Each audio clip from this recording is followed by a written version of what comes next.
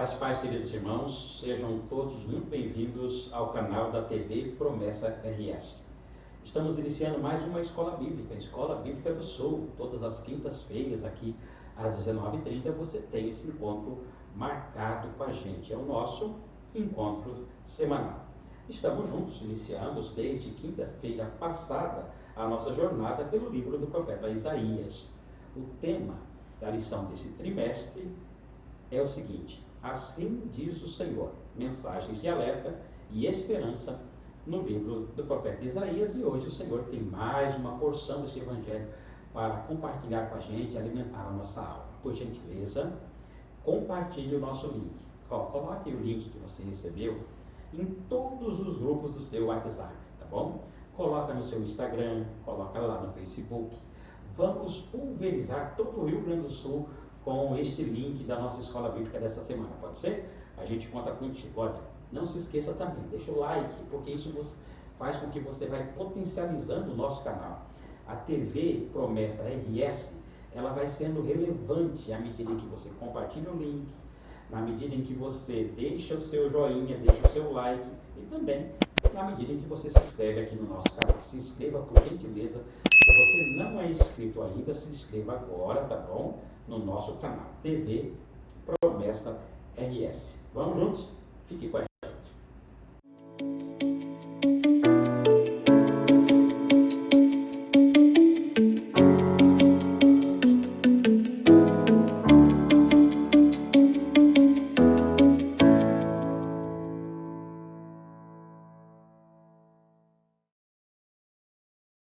Estamos de volta para mais um estudo da nossa lição, e hoje é a lição de número 2, Julgamentos e Promessas. E hoje nós temos a alegria de ter aqui com a gente para colaborar com o nosso estudo a Elaine.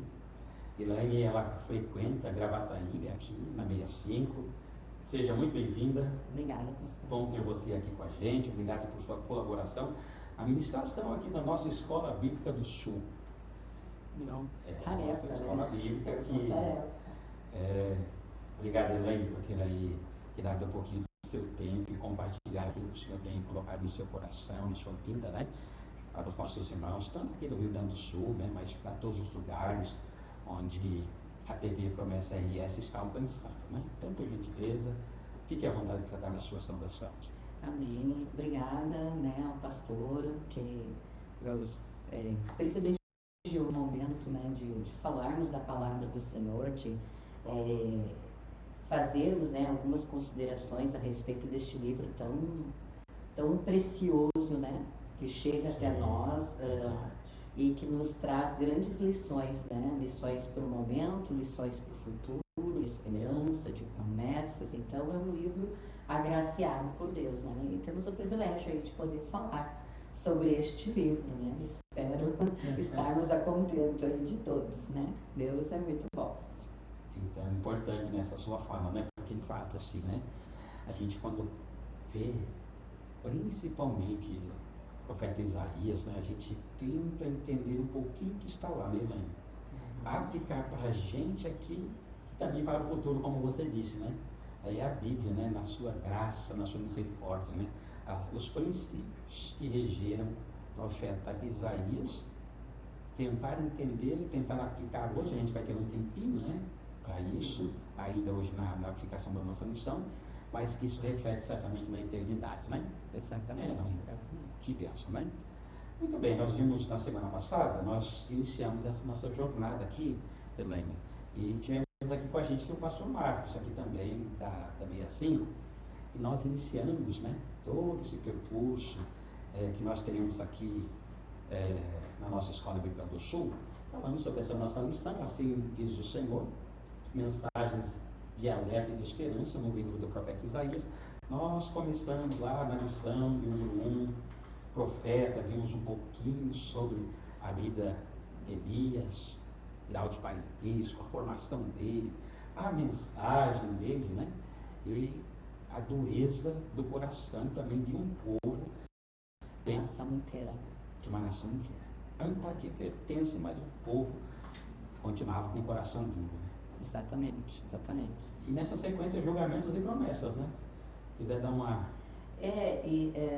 Falando assim de ainda, continuando, né, desse processo de Isaías, ele exerceu o ministério durante mais ou menos 40 anos, né, e ele passou aí por reis como Acasias, Joatão, Ezequias, um pouquinho no final ali da sua vida, né, de Manassés, e ele trouxe notícias boas, mas, e que é fácil falar, né, porque aqui diz, né, na nossa introdução, que é muito fácil falar das notícias, e ainda tem um dito antigo latino que dizia: não mate o mensageiro, porque o mensageiro trazia tanto boas novas como também advertências, né? No caso aqui, boa parte dele é advertência, é questões sérias que o Senhor está chamando a atenção, e não foi uma tarefa muito fácil, né, para Isaías, mas ele cumpriu todo o propósito desde o seu chamado, né, e mostra aí como nós devemos ser perseverantes, como este homem foi, né, em toda a sua caminhada durante uma trajetória com um povo bastante difícil de lidar, né, uma situação bastante difícil, complicada para este povo. E olha que estamos falando de, como foi dito na semana passada, de um profeta do calibre de Isaías, né? Com toda a formação que tem, com toda a experiência, com experiências fantásticas que teve com Deus, mas essa nação, de fato, o coração endurecido. Exatamente, tem que ser um homem, né, bem experimentado aí na palavra, né, com seriedade. Eu creio que Isaías demonstrou isso tudo, e trazer, né, perante vários reis toda essa trajetória profética, né, porque provavelmente para ele também não foi fácil, né, a gente não estava lá, a gente não viu, mas provavelmente para Isaías também não foi uma situação fácil. Foi algo também difícil, né, de se processar. Imagina, tem família, tem amigos, né? Ele era um homem rico, ele era um homem provavelmente, né, da realeza. Então, é toda uma situação, não, né? Não foi uma tarefa fácil para ele, né? Não foi uma tarefa muito fácil, não. Mas ele veio trazendo as boas novas de Jerusalém também, tanto para aqueles dias como para os dias vindouros, né? Para a nossa atualidade também. Então vamos pegar um pouquinho o gancho disso, né? Entrando aqui na pergunta de número 1, fala sobre o item primeiro, para a gente dar uma diquinha lá, e depois um contraste feito entre os capítulos 2 a 5 do livro do profeta Isaías, qual é o contraste feito e também qual é a promessa que foi feita a Jerusalém, de acordo com Isaías, especificamente Isaías capítulo 2, dos versículos de 1 até o 4, né? Como você disse, tem julgamento, são advertências, né, demonstrações as mais diversas, mas tem promessas também, né? Eu creio que o contraste básico que nós temos aí dentro dessa profecia, desses capítulos, porque são muitos capítulos, e é exatamente o capítulo 5, onde vem trabalhando a vinha do Senhor. Porque o Senhor, ele chamou, ele idealizou Israel, né, as 10 tribos lá, e no fim acabaram se separando, e agora Judá. Ele idealizou este povo para que convergisse para esse povo as nações, né? O povo seria luz, o povo seria uma nação de bênção, né? Haveria paz. Todos aqueles que se achegassem a Deus encontrariam esse paz, esse reino de bondade, de luz. Mas o que aconteceu? Exatamente o contrário. Um povo que foi planejado para ser bênção para o mundo, para a humanidade, trouxe para si tudo aquilo que o Senhor abominava, né? Tudo aquilo que ele rejeitava: a idolatria, a luxúria, a soberba, a arrogância, né? Ele trouxe tudo aquilo que o Senhor desprezava. Então, nada mais que a justiça do Senhor para trazer de volta o povo à realidade, né? Ao seu chamado. Então, o povo, toda a trajetória, quando nós estudamos a trajetória do povo de Israel, do povo de Judá, nós vemos o Senhor, eles vão, eles voltam, eles aprendem, voltam a cair de novo, né? Então, e é como nós. Mas o importante, assim, que mesmo que o Senhor tenha trazido, né? Eu planejei que desse uvas boas, e elas deram uvas amargas e azedas, e Deus esperava justiça daquele povo, houve derramamento de sangue. Ele esperava retidão e houve muita aflição. Então tudo isso acabou gerando as consequências que o povo sofreu no decorrer da sua caminhada. Mas o interessante, que a palavra fala, né, que é julgamentos e promessas, a lição, há uma promessa. E que Deus não deixa o homem ele sem resposta. Mesmo em meio às adversidades, o Senhor vai sempre mostrando, Ele tem palavras de conforto, Ele mostra que aqueles que se achegam a Ele vão conseguir uma paz verdadeira, vão ser abençoados, né? Então, esta é a promessa, que há nisso tudo uma promessa de paz, de que o povo anseia, né? Buscar no nome do Senhor aquela alegria de conviver com Deus, de estar com Deus. Eu creio que essas são as promessas, né?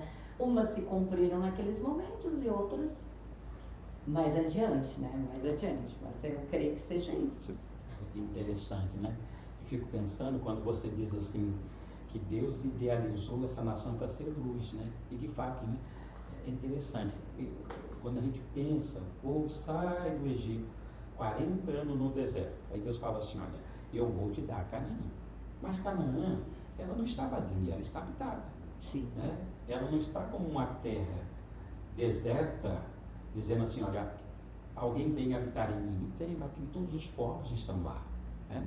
Aí Deus fala assim, olha, Israel, é o seguinte, lá, o que eles fazem? Eles são imorais, eles são idólatras, eles fazem um monte de coisa. É por causa de todo esse pecado que eles fazem, é que eu estou tirando eles de lá e estou dando a terra para vocês. Sim. Mas entrando lá, vocês não podem fazer como eles fizeram.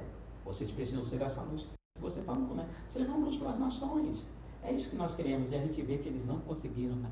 Eles chegam lá, em algum momento eles são até piores que os outros, né? Exatamente. São imorais, são idólatras, pegam os filhos para Moloque, aquela coisa toda, um monte de negócio, bem profeta, mais profeta, e tem. Até que Deus fala assim, olha, eu estou aqui, estou junto, mas haverá um reino, né? Sim. Um reino futuro, promissor, um reino glorioso. Exatamente, promessas, né, de restauração espiritual geral. E às vezes é necessário que o Senhor faça esses chamamentos, como nós vamos ver aqui, de grandes nações, né? Para que Israel acordasse, né? Para que o povo de Deus acordasse. Opa, não estamos indo bem de acordo com o que Deus designou. Então, né, tem que dar aquela puxão de orelha aí, né? Exatamente isso, né? E o povo podia acordar, né? Mas é interessante, depois a gente olhando todo um pouquinho mais macro assim, né? Toda essa advertência vai chegar no momento em que Deus diz assim, ó, esse Israel não dá. Agora levanta o Israel segundo o Espírito, né? Que é a igreja, né? A igreja é a prova de que esse Israel segundo a carne não cumpriu essa luz que você disse, né? De ser esse ponto de convergência para as nações, né? Exatamente. Infelizmente, né? Aí Deus levanta a igreja, a gente entra nesse cenário, agora é a nossa vez de ter essa luz, né? Agora é a nossa tarefa. É a nossa tarefa. Mas fala Deus de um reino, né? No futuro, né? Exatamente. Muito bem, vamos ver aqui então a segunda pergunta, eu vou direto nelas, né? Porque o nosso tempo é meio curto. Mas está pedindo para a gente explicar a promessa de restauração em Isaías, no capítulo 4, verso 2, e quando ela acontecerá plenamente. Bom, como eu já havia falado antes, né, muitas coisas se cumpriram porque elas eram para aquele período, para aquele momento, mas no meio, quando tu estás lendo o livro de Isaías, que ele como outras partes, né, tu vê que o livro tem essa pegada espiritual, né, assim, todo o livro, mas assim, tu vê que tem coisas além, que o profeta vai além, que talvez nem o profeta também tivesse, né, todo o alcance que hoje nós temos. Então, e como em parte se cumpriu, hoje nós aguardamos a Sião celestial, né? Nós aguardamos, assim como Deus prometeu restaurar lá, e em alguns momentos eles foram restaurados espiritualmente, moralmente, né? E tiveram sua integridade física protegida, nós também aguardamos a Sião celestial. Lá em Apocalipse 21:3 vai dizer: Agora o tabernáculo de Deus está com os homens, e com eles viverá. Então, dia e noite, a glória do Rei Jesus será vista. Lá naquele outro tempo, o que o pastor falou lá no deserto, havia a nuvem, né? E havia a fumaça, a nuvem protegendo a dia, a fumaça, o fogo à noite. Agora, nós vamos ver um momento em que, num primeiro momento, o Cristo tabernaculou conosco, né? Estava conosco, viveu um tempo conosco, mostrou vários e vários ensinamentos para que nós fôssemos essa luz aí, nesse futuro que nós estamos, nesse presente agora, né? Mas no futuro para eles. Então, e agora vem uma promessa de que Cristo vai voltar, vai buscar a sua nação e vai aqueles que estão escritos, né, no livro da vida, aqueles que conseguiram se manter íntegros a estas promessas, independente das circunstâncias, independente das adversidades, a promessa de que o Emanuel está conosco mesmo, né? Vai estar conosco para sempre, dia e noite, né? Então nós não vamos ter medo, né? E vai ser uma grande alegria nós podemos estar com o nosso mestre, né?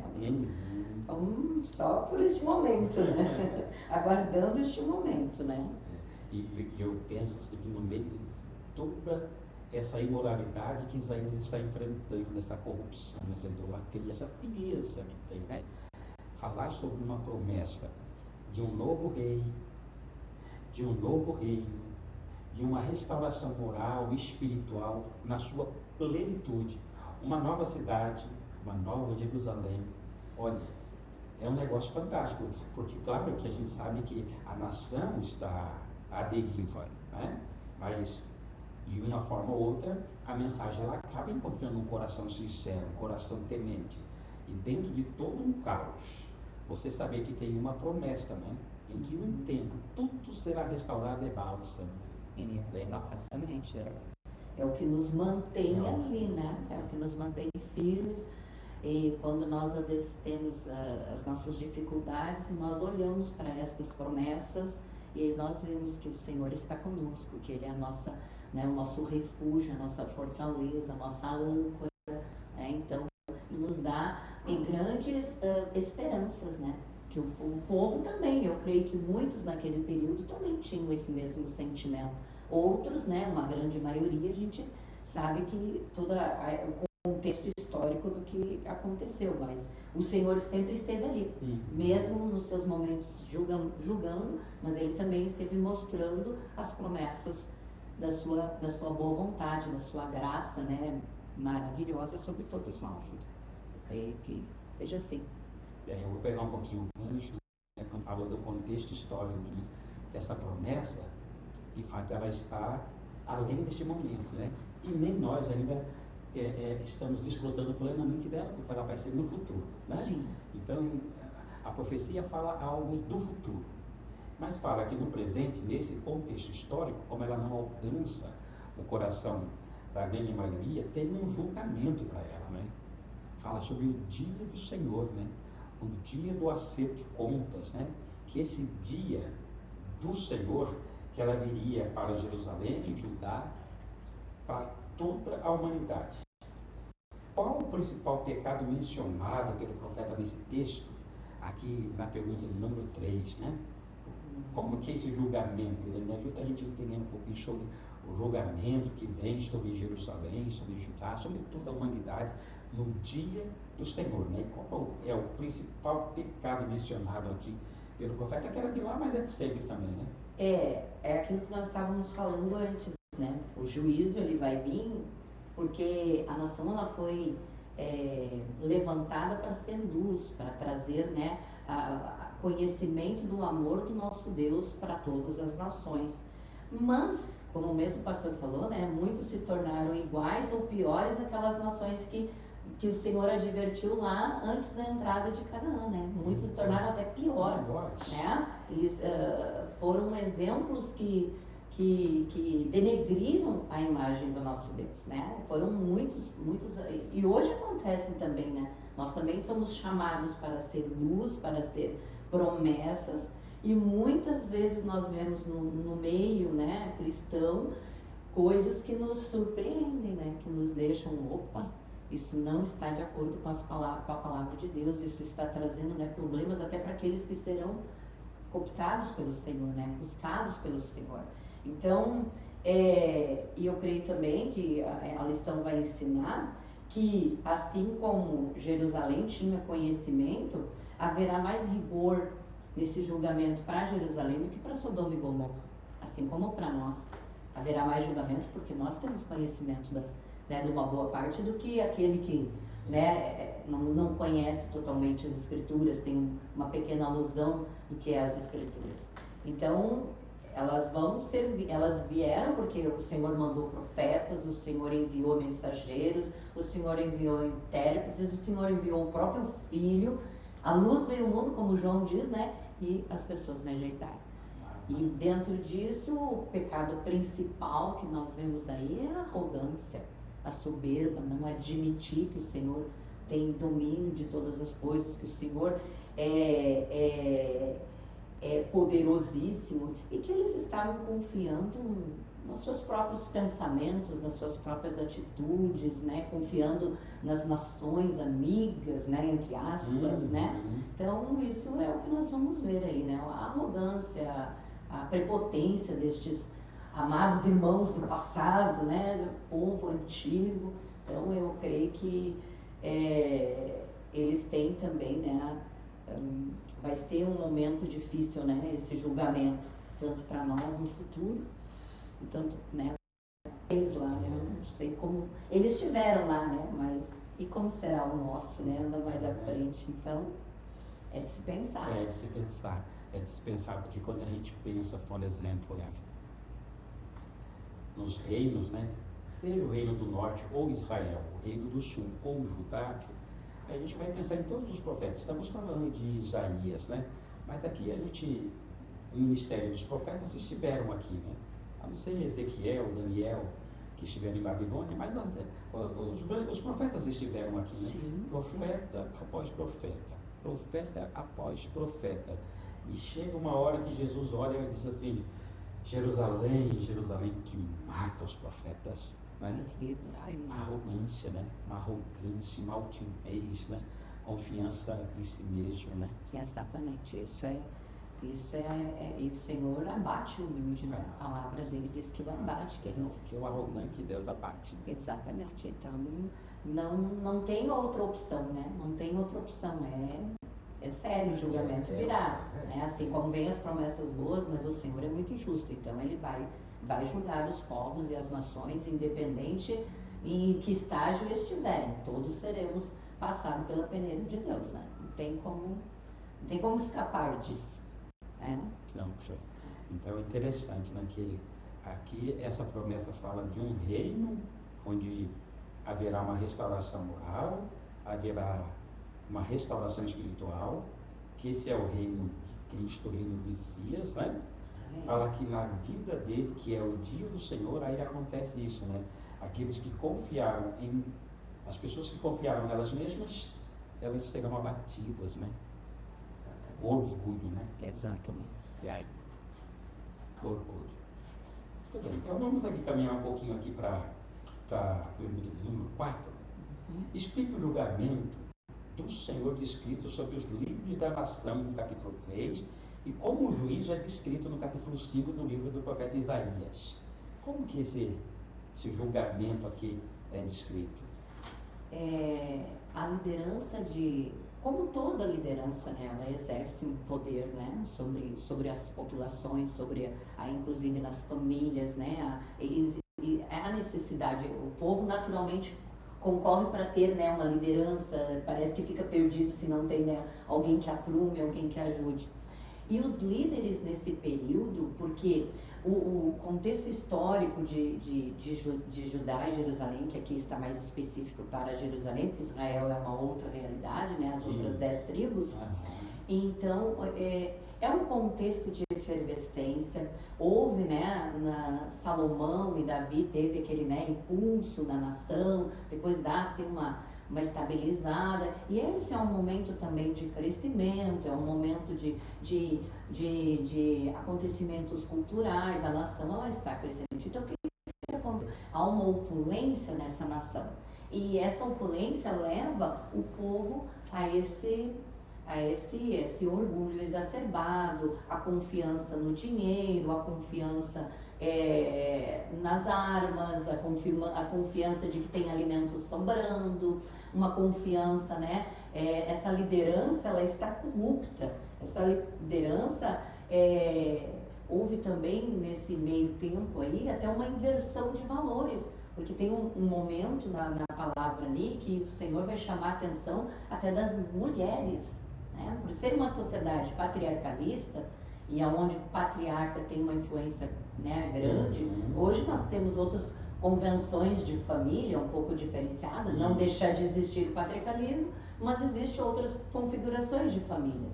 E nesse período Deus vai chamar a atenção até das mulheres, porque as mulheres também se corromperam. Os líderes se deixaram levar por essa ganância exagerada. A palavra de Deus, quando você está lendo ali o capítulo, você vê que as mulheres iam para os mercados exibir as suas joias, exibir as suas roupas, né? Mostrando o quanto que vai gastar comprando, quando que, em contrapartida, o povo estava sendo oprimido, porque essa opulência, alguém está pagando o pato, né? Alguém está sofrendo.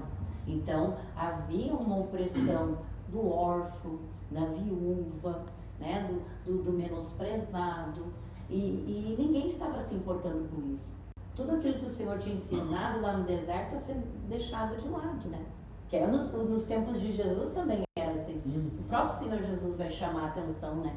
Vai mostrar e fazendo com isso, o juízo de Deus vai vir sobre eles, e onde vai ser tirado todo o ouro, toda a prata, todo o armamento, eles vão ficar desolados, né? Quando vier a loucura do cativeiro da Babilônia sobre Judá, eles não vão ter nem o que comer, que eles vão matar os próprios filhos. Então uma coisa vai ser pesada, né?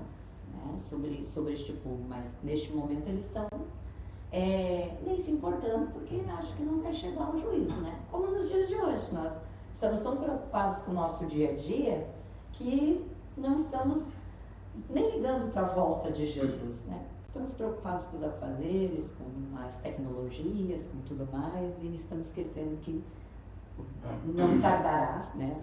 Ele virá. Ele tem que dar. Interessante, então, que são líderes imaturos, né, que não conseguiram aprender, né? É interessante, tanto com a vida, né? Mas é um Deus que vai se revelando nos anos anteriores, né, os profetas anteriores. Aí chega Isaías, vai admoestando, vai advertindo, mas não tem uma liderança, né? Os líderes, eles acabam não aprendendo, não tem sensibilidade. É meio que assim, coração desalentador, né? Coração assim, né? De líderes imaturos que acabam explorando. Eu acho que você faz uma leitura muito feliz, assim, né? Que a hora que você pensa que se alguém está de alguma forma usufruindo demais, é porque tem gente passando fome, né? Tem gente na miséria, né? O povo está na miséria, enquanto uns têm sobrando, outros não têm o suficiente, né? Fala de pessoas que enganam, pessoas que invertem os valores mesmo, né? Altivos, corrupção, né? É uma geração ruim mesmo, né? Uma geração corrompida, né? Exatamente. Tudo isso vai ser pesado na balança de Deus, né? Tudo vai ser pesado. Tudo isso vai ser pesado na balança de Deus. É bastante sério esse ponto aí da sociedade, né? Porque ao mesmo tempo que tem, claro, coisas boas pela sua cultura, mas por outro lado não há aquele cuidado da liderança com os demais, né? O humilde, o sofredor, né? Isso é bastante sério. O Senhor cuida muito disso, porque como o próprio pastor já nos ensinou, nos falou, né? Cada vida é preciosa para Deus. Cada vida é preciosa. E não era diferente naquele tempo. Não era diferente. E isso nosso Deus usava desses artifícios, né? Não sei se essa é a palavra correta, mas a maneira de trazer juízo, né, sobre as nações era impondo outras nações sobre elas, né? Então, para dar aquele chacoalhão, né? Eu fico imaginando como será para a nossa geração.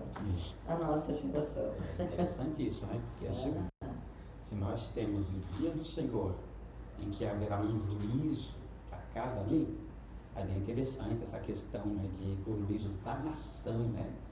Como você bem disse, ó, Deus levanta uma nação para impor juízo sobre outra, já que esta aqui, por causa da dureza do coração, do orgulho, né, não foi sensível à voz de Deus através do profeta, então Deus levanta. Daqui a pouco vai levantar a Babilônia, vai o cativeiro Babilônia. Pronto, vamos ver, né? E Deus vai tratando assim de uma forma, é uma pedagogia difícil, mas que o povo não dá alternativa que não seja essa, né? Exatamente, a pedagogia é difícil mesmo. Muito bem, que bênção. Legal, vamos caminhar aqui então para o nosso final, para as nossas aplicações, né? Para que, como diz aqui, assumindo nossos compromissos. Vou pedir aí que, por gentileza, você nos ajude a entender aqui, ó, viva de modo diferente e depois viva de modo confiante. É voltar àquilo que nós comentamos, né? A nação, ela era para ser luz. Nós também somos para ser luz. E como tem um dito, né, conhecido no nosso meio, que nós andamos na contramão do mundo, porque exatamente por isso, porque nós somos luz e nós precisamos demonstrar um comportamento, uma maneira que traga a as demais pessoas, né, que estão buscando Deus, encontrem esta luz, né, que vai levar ao conhecimento do amor do Senhor Jesus, ao doce e amado amigo Espírito Santo. Então, todas essas coisas nós estamos sendo, mas não é uma tarefa fácil. Por quê? Porque tem que estar abastecido do amor de Deus.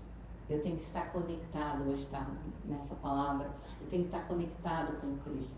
Senão eu não consigo manter a minha lamparina acesa.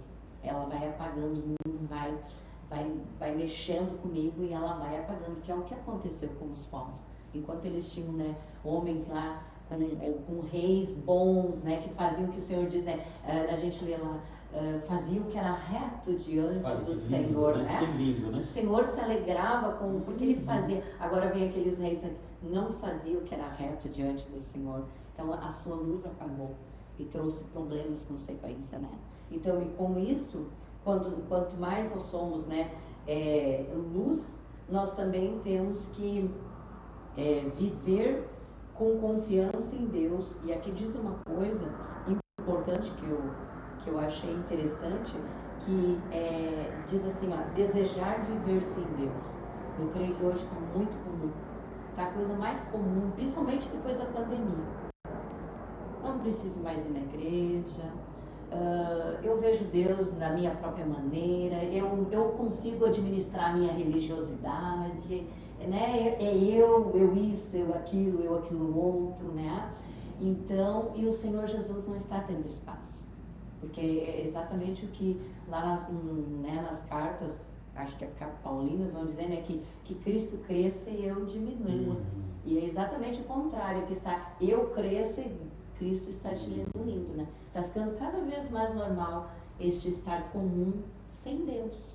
Eu confio em qualquer coisa, confio no meu dinheiro, no meu trabalho, na minha profissão, no estudo, né, na família, no marido, na esposa, mas Deus vai sendo relegado a qualquer plano, não está em primeiro lugar.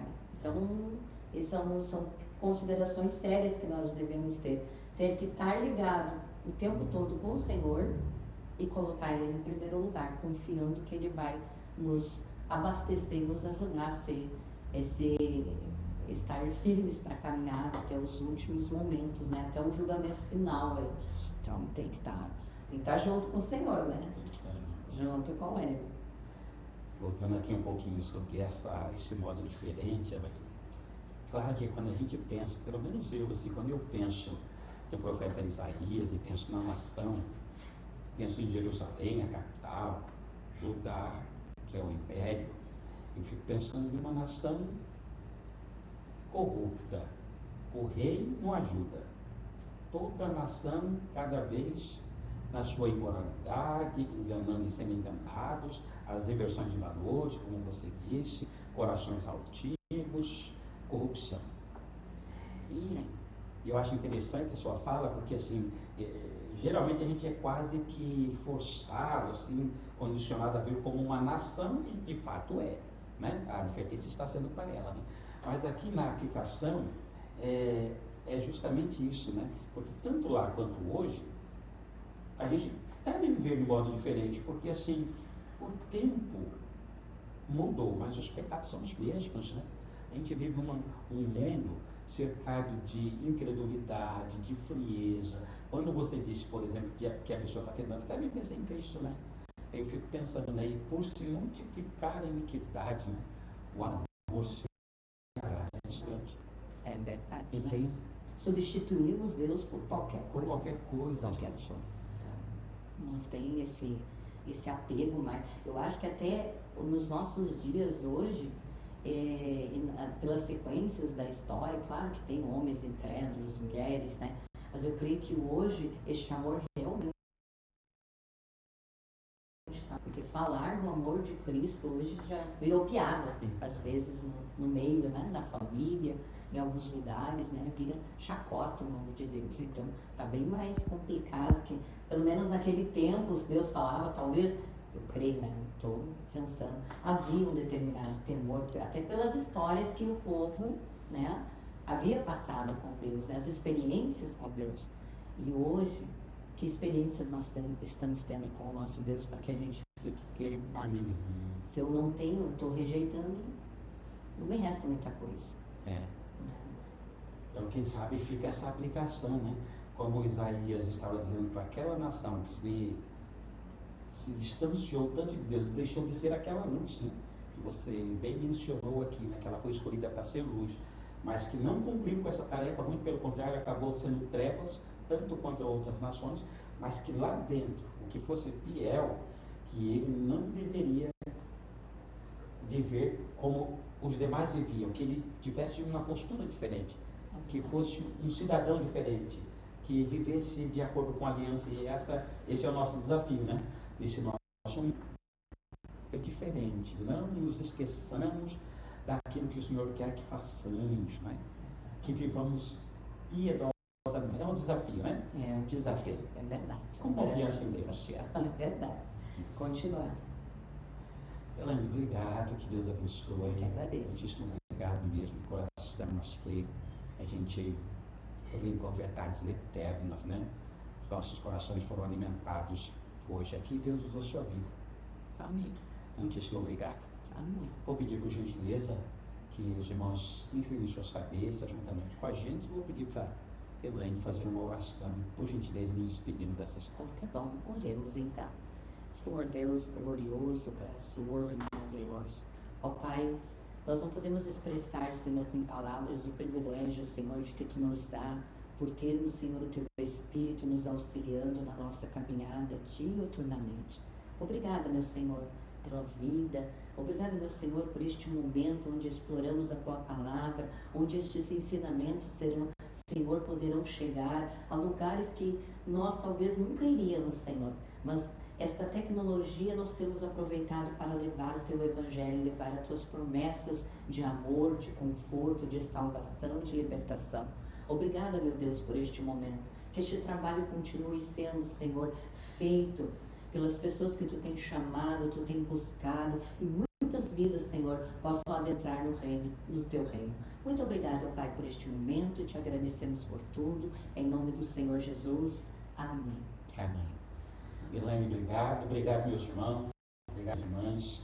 Que Deus abençoe a todos vocês. Foi uma grande alegria tê-los com a gente nessa Escola Bíblica do Sul, nesta quinta-feira. Lembrando, e olha, compartilhe o nosso link. Se você está com a gente agora, chegou um pouquinho aí, nós já tínhamos começado a nossa escola, por gentileza, não se esqueça de compartilhar o link da nossa Escola Bíblica do Sul. Olha, coloca lá em todos os grupos do seu WhatsApp. Coloca no seu Instagram, coloca no seu Facebook e, por gentileza, fale lá com os irmãos onde você congrega, para que eles possam replicar, assim que eles receberem o link, que eles possam replicar para todos os conhecidos, para que nós possamos alcançar o maior número possível de pessoas através das nossas ministrações. Deixe o seu like. Você já deixou o seu joinha hoje, na Escola Bíblica de hoje, dessa quinta? Já deixou? Isso, se você já deixou, obrigado. Se você não deixou, por gentileza, corre lá, não saia daqui hoje sem deixar o seu likezinho, tá bom? Se inscreva no nosso canal, TV Promessa RS, tá bom? TV Promessa RS. Se inscreva lá, faça parte aqui do nosso time e ainda, ó, ative o sininho, tá bom? Ative o sininho lá, para que você possa ser avisado de todos os nossos programas. Todas as vezes que tivermos uma programação, você vai ser avisado aí, mas tá bom? Vai lá, ative o sininho. Muito obrigado a todos, que Deus abençoe. Fiquem com Deus, até quinta.